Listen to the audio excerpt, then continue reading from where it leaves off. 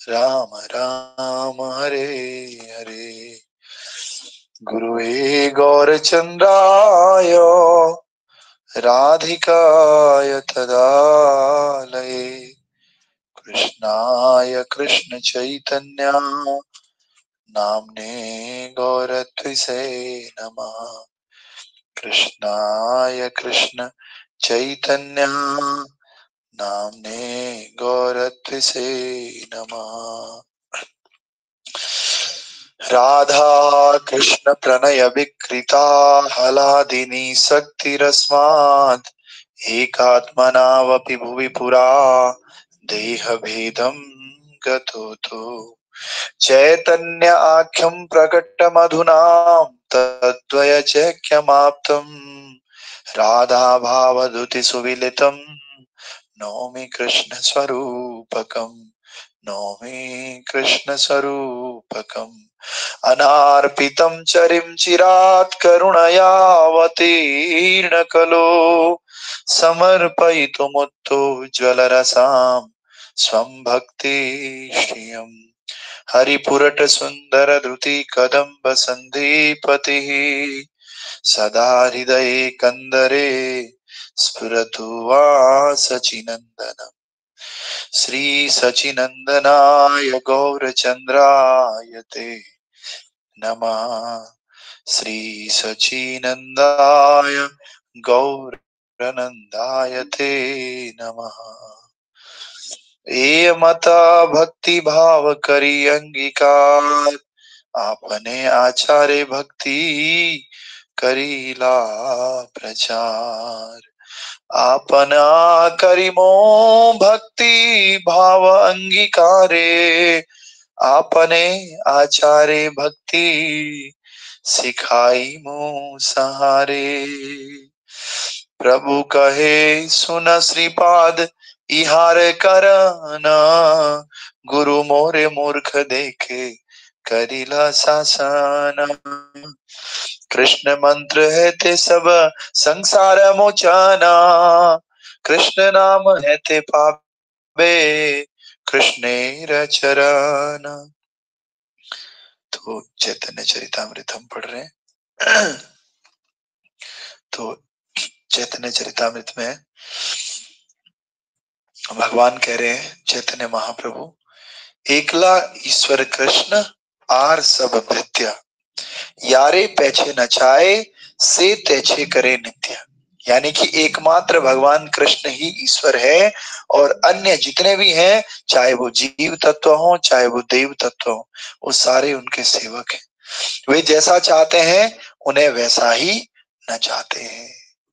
लेकिन चैतन्य महाप्रभु काशी में जब बहुत सारे मायावादी एक साथ हो रखे हैं और मायावादी है कि आप वेद शास्त्रों को क्यों नहीं पढ़ते हो, आप जो है वेदांत सूत्र का पठन पाठन क्यों नहीं करते हो, आप क्यों हरे कृष्णा करते रहते हो और नाचते गाते रहते हो। तो चैतन्य महाप्रभु कहते हैं प्रभु कहे सुना श्रीपाद इहार कारण गुरु मोरे मूर्ख देखी करीला शासन। तो क्या बोला कि मान्यवर कृपा करके सुनिए, कृपा कहे सुनी श्रीपाद। क्यों क्या सुनना है? तो प्रभु कह रहे हैं कि मान्यवर मेरे गुरुदेव मुझे एक मूर्ख व्यक्ति के समान समझा और मूर्ख व्यक्ति के समान समझ करके उन्होंने क्या बोला, कृष्ण मंत्र है ते सबे संसार मोचान कृष्ण नाम है ते कृष्ण चरण। बोला कि आपको कुछ भी करने की आवश्यकता नहीं है, आप क्या करो केवल और केवल कृष्ण मंत्र है ते सभी संसार मोचन, केवल कृष्ण मंत्र का जाप करके आप इस पूरे संसार से मोचित हो सकते हो, मुक्त हो सकते हो। कृष्ण नाम है ते पावे कृष्णेर चरण। दो बातें, एक तो इस संसार के दुखों से छुटकारा प्राप्त करना और केवल छुटकारा प्राप्त करना नहीं, छुटकारा प्राप्त करके दूसरा स्टेप है भगवान के चरण कमलों को प्राप्त करना। तो कह रहे हैं जो ये कृष्ण नाम है और कृष्ण मंत्र है ये तो संसार से मोचन करा ही देगा आपका, साथ ही साथ कृष्ण नाम है ते पावे कृष्णेर चरण, इससे आपको कृष्ण के चरण भी प्राप्त हो जाएंगे नाम से। तो हमने चैतन्य चरितामृत आदि लीला चैप्टर नंबर 1 और श्लोक संख्या 54 हमने आज पढ़ना है। तो 54 में कह रहे हैं, ऋतेर्थम यत प्रतीयते न प्रतीयेत चात्मनि तद्विद्धात्मनो मायाम यथा भासो तथा तमो। तो जो कुछ भी मेरे बिना प्रतीत होता है वह निश्चित रूप से मेरी माया शक्ति है, क्योंकि मेरे बिना किसी वस्तु का अस्तित्व नहीं हो सकता। यह छाया में असली प्रकाश के प्रतिबिंब जैसा है, क्योंकि प्रकाश में न तो छाया होती है और न ही प्रतिबिंब होता है।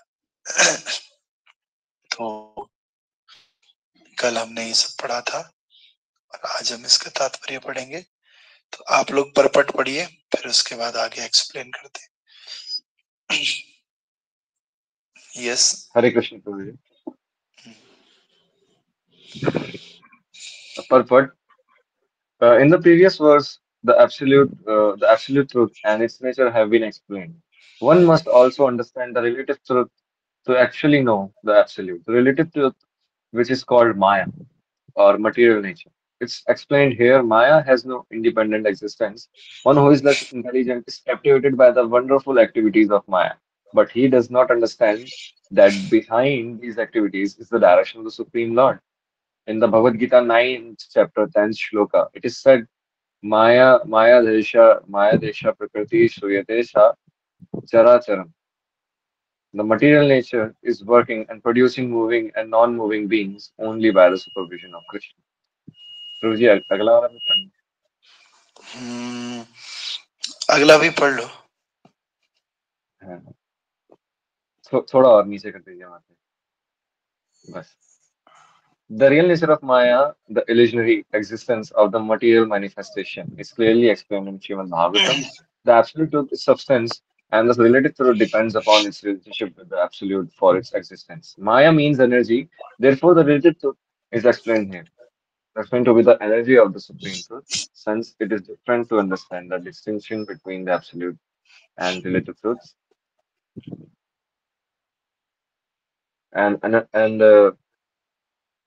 Yes, and related truths and analogy can be given for clarification. The absolute truth can be compared to the sun, which is appreciated in terms of the related truths.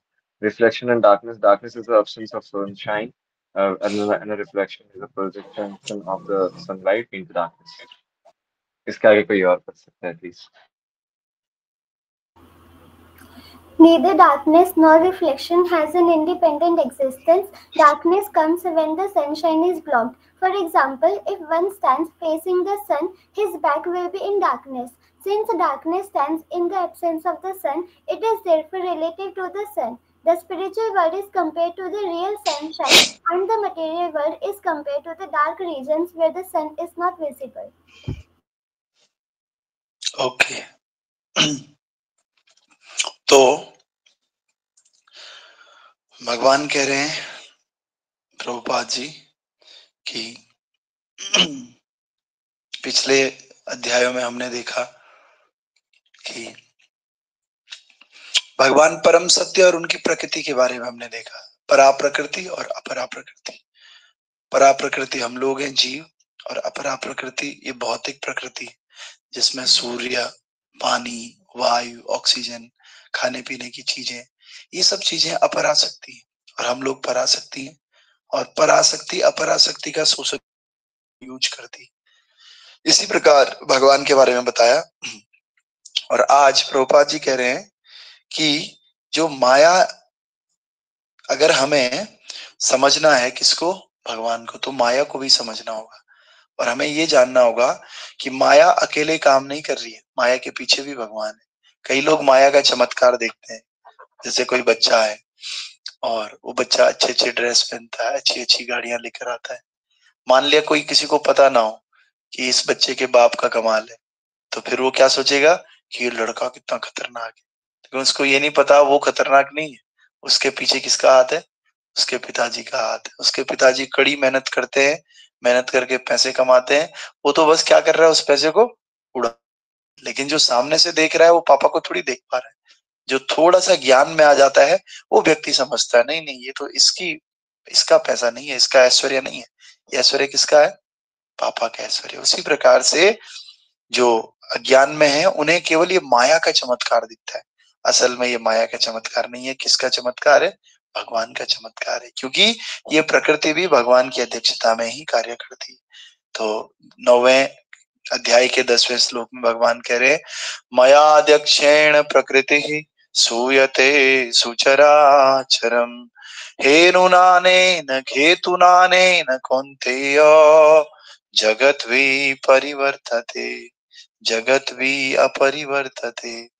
जो ये भौतिक प्रकृति है मेरी ऊर्जाओं में से एक है, मेरी शक्तियों में से एक है और मेरे निर्देशन में कार्य करती है, मेरी अध्यक्षता में कार्य करती है। कुंती के पुत्र, सभी गतिशील और अचर प्राणियों को यही प्रकृति उत्पन्न कर रही है और इसके नियम के तहत ये बार बार जनती रहती है और बार बार बिगड़ती रहती है, बार बार प्रकट होती रहती है और बार बार नष्ट होती रहती है भौतिक प्रकृति। तो इसीलिए भौतिक प्रकृति भी भगवान की अध्यक्षता में ही कार्य करती है। ये बात हमें समझना होगा।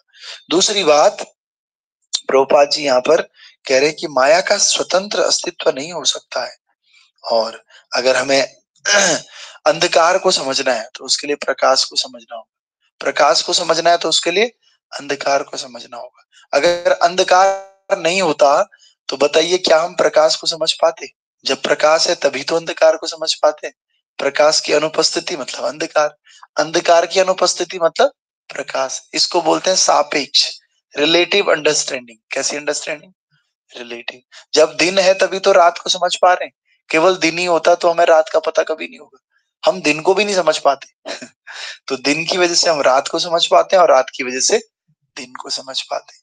इसी प्रकार से भगवान और माया, माया से हम भगवान को समझ पाते हैं और भगवान से माया को समझ पाते हैं। तो इसीलिए सापेक्षता की आवश्यकता होती है संसार में और भौतिक जगत की तुलना की जाती है अंधकार ग्रस्त क्षेत्रों से। जैसे सूर्य सबके सामने, सूर्य को आप मान लो भगवान, क्या मान लो? भगवान। और जो सूर्य के सामने सामने की तरफ मुंह करके बैठा है तो उसका मुंह वाला क्षेत्र क्या हो गया? प्रकाशमय होगा।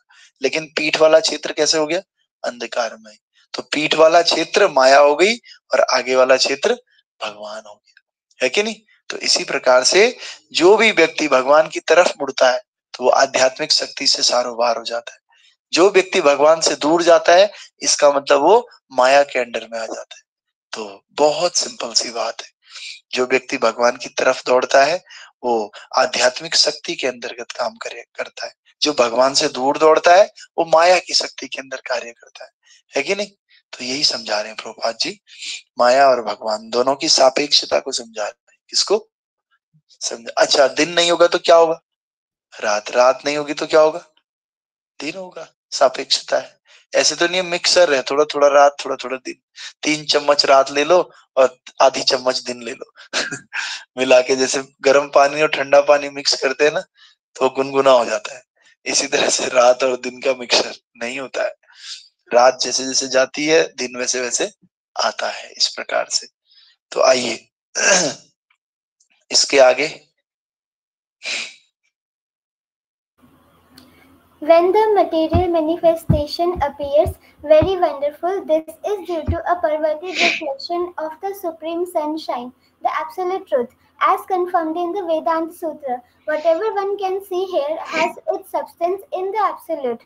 As darkness is situated far away from the sun, so the material world is also far away from the spiritual world. The Vedic literature directs us not to be captivated by the dark regions, tamah, but to try to reach the shining regions of the absolute yogi dham. Hari बोल। तो कह रहे हैं कि जब ये भौतिक जगत है हमें बहुत ही अच्छा लगता है, वंडरफुल लगता है, तो यह जो है सूर्य का विकृत प्रतिबिंब होता है। कैसे? जैसे हम लोग, हमें कोई चीज पानी में बहुत सुंदर लगती है लेकिन है तो वो छाया ना। इसी प्रकार से जो भी माया है वो भगवान का विकृत फॉर्म है, सत्य का विकृत प्रतिबिंब है। और जो भी कुछ यहाँ पर दिखता है उसका सार परम सत्य में रहता है। जिस प्रकार अंधकार सूर्य से काफी दूर रहता है उसी प्रकार भौतिक जगत भी आध्यात्मिक जगत से बहुत दूर है। जहां पर प्रकाश होगा अंधकार तो उसके पास भी नहीं आएगा। इसी प्रकार से जो भौतिक जगत है वो आध्यात्मिक जगत से बहुत दूर है। वैदिक साहित्य हमें निर्देश देता है कि हम इस अंधकारमय क्षेत्रों से मोहित ना हो, अपितु परम सत्य के प्रकाश क्षेत्रों में पहुंचने का प्रयास करें। तो जिस जिस तरफ भगवान की किरणें आती हैं, प्रकाश की किरणें आती हैं, वहां जाने का प्रयास करें। बहुत लोग हैं जिनको अंधकार पसंद है। अंधकार पसंद होने का मतलब भगवान की प्रेजेंस उतनी अच्छी नहीं लगती उन लोगों को। जिनको प्रकाश पसंद है, कई लोग सुबह देर तक उठते हैं, देर तक सोए रहते हैं दिन में जब सूर्य का प्रकाश आता है, और रात भर जगे रहते हैं। क्यों? क्योंकि उनको अंधकार प्रिय है, उनको भगवान से दूर जाना है। ऐसे व्यक्ति कभी भी भगवान के पास नहीं जा सकते जो रात भर उठे हुए रहते हैं और सुबह सुबह सो जाते हैं। क्यों? क्योंकि भगवान की जो चेतना है उसका विकास केवल सुबह के समय होता है, दिन के समय। रात के समय आप माया को विकसित करते हो। रात का समय माया का क्षेत्र है, अंधकार का क्षेत्र है। अंधकार मतलब घोर तमस, और जैसे उजाला होता है, उजाले के मतलब शुद्ध सतोगुण। तो सतोगुण का विकास सुबह होता है, उस समय लोग सोते रहते हैं, और जिस समय तमोगुण का विकास होता है उस समय लोग जगे रहते हैं। तो इसलिए रात को हर हाल में सोना चाहिए सबको। बहुत अर्जेंसी अगर है वो बात अलग है, लेकिन मैक्सिमम अपनी लाइफ के मैक्सिमम हिस्से को हमें रात को सोने में बिताना चाहिए, दिन को हमें भगवान की सेवा में बिताना चाहिए। तब जाकर के हमारा काम अच्छा होगा। नहीं तो हम इस अंधकार में पड़े रहेंगे और भगवान से दूर जाते चले जाएंगे। अगला stanza. The spiritual world is brightly illuminated, but the material world is wrapped in darkness. In the material world, sunshine, moonshine, or different kinds of artificial light are required to dispel darkness, especially at night. For by nature, the material world is dark. Therefore, the Supreme Lord has arranged for sunshine and moonshine. But in his abode, as described in the Bhagavad Gita 15.6, there is no necessity for lighting by sunshine, moonshine, or electricity because everything is self-effulgent. तो कल की तरह ही है कि भौतिक संसार है, इसमें अंधकार रहता है, इसमें सूर्य के प्रकाश की आवश्यकता होती है। जहां अंधकार होता है ना, वहां हमें टॉर्च की आवश्यकता होती है। लेकिन जहां सूर्य पहुंचता है, वहां टॉर्च की आवश्यकता नहीं होती है। सूर्य का प्रकाश से सब प्रकाशित होता है। उसी प्रकार से भगवान का जो धाम है, वहां सूर्य और चंद्रमा की आवश्यकता नहीं है, क्योंकि वो अपने आप ही दैदीप्यमान है। दैदीप्यमान मतलब प्रकाशमय है, प्रकाशित है, सेल्फ इल्यूमिनेटेड है भगवान का धाम। भगवान की हर वस्तु, हर इंद्री, भगवान का शरीर, भगवान का धाम, हर चीज सेल्फ इल्यूमिनेटेड है। अपने आप ही भगवान के धाम से प्रकाश निकलता है, किसी सूर्य और चंद्रमा की आवश्यकता नहीं। तो सबसे लास्ट स्टेंजा भी पढ़ लीजिए। ये सब हमने कल डिस्कस कर चुके हैं। That which is relative, temporary, and far away from the absolute truth is called Maya or ignorance. This illusion is exhibited in two ways, as explained in the Bhagavad Gita. The inferior illusion is inert matter, and the superior illusion is the living entity. The living entities are called illusory in the context only because they are implicated in the illusory structures and activities of the material world. Actually, the living entities are not illusory, for they are parts of the superior energy of the Supreme Lord and do not have to be covered by Maya if they do not want to be so. The actions of the living entities in the spiritual kingdom are not illusory, they are the actual eternal activities of liberated souls. Okay, तो कह रहे हैं कि भगवान जो है, अज्ञान दो तरह का है, माया या अज्ञान दो तरह का है। एक जड़ पदार्थ और एक जीव। हम लोग भी अज्ञान में रहते हैं और जड़ पदार्थ भी अज्ञान है ही, है कि नहीं? तो इससे क्या होता है, दो तरह की बातें हैं। एक है जो जीव है, वो जीव थोड़े से श्रेष्ठ है, माया में तो है लेकिन थोड़े से श्रेष्ठ है। लेकिन जड़ पदार्थ हमेशा ही माया में रहती है। जड़ पदार्थ को आप चिन्मय नहीं बना सकते। लेकिन जो हम जीव हैं, हम जीव अभी माया से ढके हुए हैं, लेकिन हम माया से बाहर निकल सकते हैं। माया से बाहर निकल करके भगवान के धाम जाते हैं। बस हमारे दो ही स्थान है, या तो भगवान का धाम या भौतिक संसार। भगवान के धाम हम तब जाते हैं जब ये माया का जाता है। माया का ढक्कन या कवरिंग जब तक हमारे ऊपर है, तब तक हम कहाँ रहते हैं? नीचे मटेरियल वर्ल्ड में रहते हैं। तो इसी प्रकार से हमारा उद्देश्य क्या है? इस माया के ढक्कन को हटाना है। माया के ढक्कन को हटा करके फिर धीरे धीरे हम ऊपर के लोगों को जाते हैं। वास्तव में देखा जाए तो हम लोग है नहीं माया। माया केवल और केवल जड़ पदार्थ ही है। हम लोग तो माया से परे हैं, लेकिन कहीं ना कहीं माया से ढक गए हैं। तो इस प्रकार से हमें जो ये ढक्कन माया का या कवरिंग माया की लग गई है, इस कवरिंग को हटाना है। इस कवरिंग को हटा करके हम फिर से अपने स्वरूप में आ जाएंगे, क्योंकि हमारा स्वरूप माया जैसा नहीं है, हमारा स्वरूप भी माया से ऊपर है। इसीलिए हम ये कबर को हटा करके माया से मुक्त होकर के भगवान के धाम को चले जाते हैं। This is our am actually. तो कल हम पढ़ेंगे यथा महांति भूतानि भूतेषु च चवनेषु प्रविष्टान प्रविष्टान तथा तेषु न तेष्वहम्। तो जिस प्रकार भौतिक तत्व सारे जीवों के शरीरों में प्रवेश करते हैं फिर भी उनके बाहर रहते हैं, उसी तरह मैं सारी भौतिक सृष्टियों के भीतर विद्यमान रहता हूं फिर भी उनके भीतर नहीं रहता। Very nice. तो आपने देखा होगा हमारा शरीर 5 तत्वों से मिला हुआ है। किससे किससे मिला हुआ है दिव्यांश? 5 तत्वों से मिलकर के बना हुआ। किस किस से? अग्नि, वायु, आकाश, जल और पृथ्वी। इन 5 चीजों से हमारा शरीर बना हुआ है। तो अगर ये चीजें हमारे अंदर आ गई तो क्या ये अब बाहर नहीं है? क्या ये पानी बाहर नहीं रह गया? पानी तो हमारे अंदर आ गया ना, तो फिर पानी बाहर क्या कर रहा है?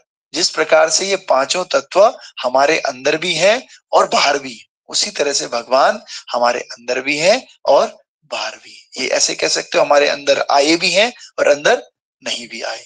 तो ये भगवान की व्याख्या कल हम करेंगे। तो भगवान भगवत गीता में भी कह रहा हूं सब कुछ मुझ में स्थित है लेकिन मैं उनमें नहीं। फिर दूसरे में कह रहे हैं मैं सब में स्थित हूं लेकिन वे मुझ में नहीं।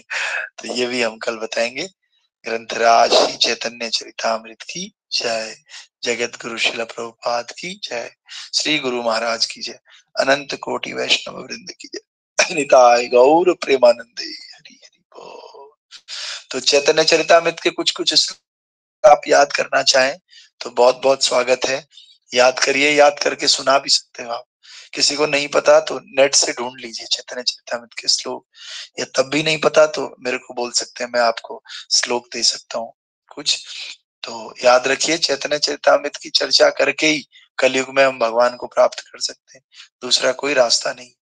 ठीक है, अगर जल्दी प्राप्त करना है तो, लंबाई के साथ प्राप्त करना है तो फिर तो कर लो, योग कर लो, ध्यान कर लो, श्री कृष्ण की सेवा कर लो, तभी पहुंच सकते हो। लेकिन जल्दी जाना है और बिना योग्यता के जाना है तो फिर चैतन्य महाप्रभु के चरणों में हमें शेल्टर ढूंढना पड़ेगा इस प्रकार से। ठीक है, श्रील प्रभुपाद की जय। नरसिंह आरती का